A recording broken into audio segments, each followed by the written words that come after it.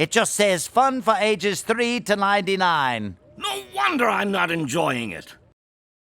After last week's somewhat disappointing season premiere, I feel confident in saying the latest episode of Futurama is more focused and the writing quality is a huge improvement. We're back, baby! Quids Game is a humorous but melancholic story about Fry's traumatic 8th birthday, with a bittersweet ending that did take me by surprise. But what was so special about this birthday, and how does this reflection of Fry's past tie in with the lore surrounding him as a character? Well, right off the bat, I'd say this episode luckily does fix an issue I had with the previous season, and despite being the focus of the streaming episode, there has been a serious lack of Fry-related content overall.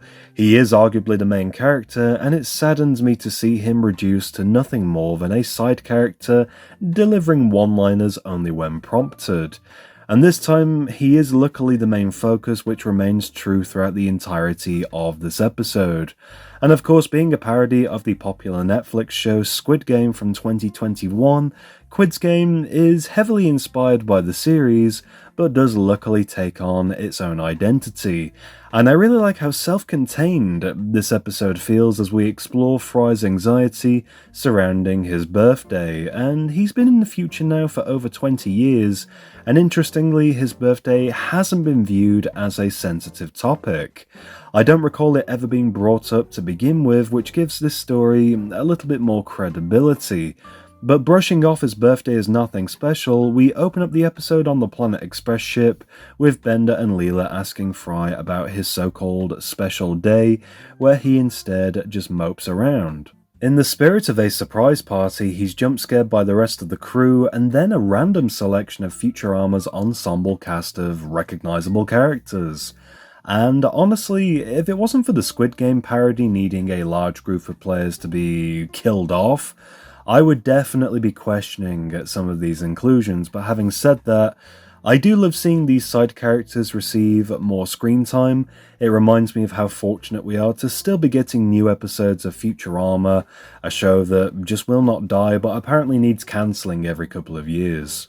Literally forcing a party onto him, Fry is seen completely overwhelmed and uncomfortable, where he is then suddenly saved by a life-threatening interruption, where the ship is taken off course by the gravitational field of a black hole. Scruffy begs to differ. I see it as more of a grey-brown or perhaps toasted umber. Surviving the crash landing, Fry is the first to exit the ship, and even if the planet shares Kenobi show levels of basic, he transforms the planet's surface where his DNA influences the barren terrain into a blank, dreamlike canvas. And aside from one detail being his childhood home found in the middle of nowhere, this is reflective of his 8th birthday party. Revealed to be a repressed memory, Fry explores his past where we are given accompanying flashbacks, and his birthday party is themed around game night afternoon. But something's not quite right, and I love episodes that do revisit Fry's past before he got frozen, which gives us the rare opportunity to learn more about his upbringing. And his family are some of my favourite side characters, and even if sparingly used, they usually turn up in the show's most evocative stories. And childhood Fry is seen to be very anxious about the game-themed party, worried that he's not good enough to take part, and his dad oddly consoles him with the message of this episode and that not everything is about winning. Not everything in life is about winning, but most things are. Almost everything. Exploring the party in the present, this is where we are introduced to the 3 Game Master aliens who simply want to replicate the games from Fry's traumatic childhood. But wait, there's a twist.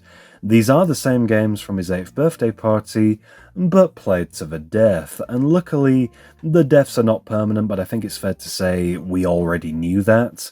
And speaking of the aliens, I really like their designs, given masks inspired by the VIPs from the original Squid Game series, and I also really enjoyed the voiceover performances for each alien with Maurice LaMarche, D. Bradley Baker, and Tom Kenny, the latter being a fun inclusion where Kenny also gets to reprise his role as Abner Doubledeal, who has been part of the series on and off since the 2nd season. The games to the death begin being twisted versions of the same games from Fry's past, And remaining consistent with previous flashback episodes, I really enjoyed seeing all of Fry's young friends, including the return of Josh Gedgie, and he was introduced in the Comedy Central era episode Cold Warriors as an antagonist, but this time he's a little bit younger and seen as a close friend despite the pair being, I guess, very oppositional later down the line.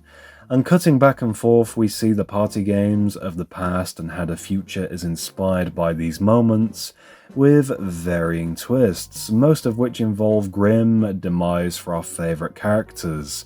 And I also love how the music cues are reminiscent of Squid Game, which was particularly noticeable when Zoidberg perished. It's going out! Just like how there's something wrong with these games in the future, the same can be said about the party games in the past. For some reason, Fry is consistently winning every single game. At first he's surprised and actually feels really good about it. It's adorable to see him so happy, but this quickly changes.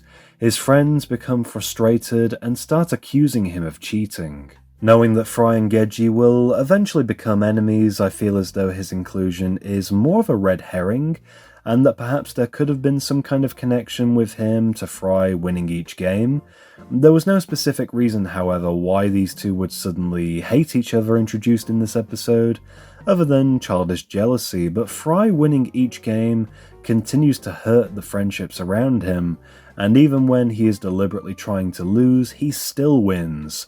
And this is the final straw where Gedgie manages to convince everybody at the party that Fry is a cheater, where he's then left all alone on his birthday. Revealed to be the repressed memory, we see how this affects him in the future, even causing a brief moment of conflict between Fry and Bender during the final round. Just shut up, Gedgie.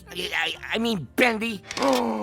How dare you mangle my blessed name! But playing the games until the end, none of it really mattered anyway. When Crazy Cat Lady Hattie McDougal wins, everybody is then just brought back to life, and the aliens only wanted to play these games for fun, placing bets with their fictional currency, Quids, which is already a slang term for the British pound, but also an anagram for squid, tying things closer to the source material. In a final twist that I genuinely did not see coming, Fry's mother is to blame for her son winning every single party game. And with her love for sports games, she seems to be naturally competitive anyway, so this does fit her character. Her intentions are good, wanting him to feel like a winner, but this ultimately becomes a downfall for Fry. His friends suspect that he has been cheating and turn their collective backs on him, and I also appreciate how Fry's mother and father are polarizing opposites in this story. His mother is actually proud of herself, only to be completely blind to the damage that she has caused her son, who didn't really care about winning, he just didn't want to be branded a loser. But now things are much worse, he's branded a cheater. And even though this episode does not have the lasting emotional trauma compared to the likes of Jurassic Park or Game of Thrones, there's definitely a darkness behind it, and I feel with multiple rewatches, Quids Game will definitely have more of a staying power. Overall, this is definitely one of the stronger episodes from the Hulu revival. The laughs were consistent, with this story feeling somewhat self-contained, but still with the classic Futurama feel. And with the end reveal, this may divide fans whether they appreciate it or not, because it's definitely not a happy ending, but honestly, that's something I genuinely really like about this show. It's not afraid to deliver gut-punching realism, and when it does, oh boy does it hurt, but I'm sure there'll be more attempts this season to cause emotional damage to the audience, and I'm intrigued to see what's next for the Planet Express crew. But anyway, that's going to do it for my episode breakdown and review discussing Quids Game. I hope you did enjoy. If you did, be sure to leave me a like down below. Let me know in the comments how you felt about this episode, how do you feel about the ending in particular, and for more reviews be sure to subscribe to my YouTube channel, DVD Review Studios.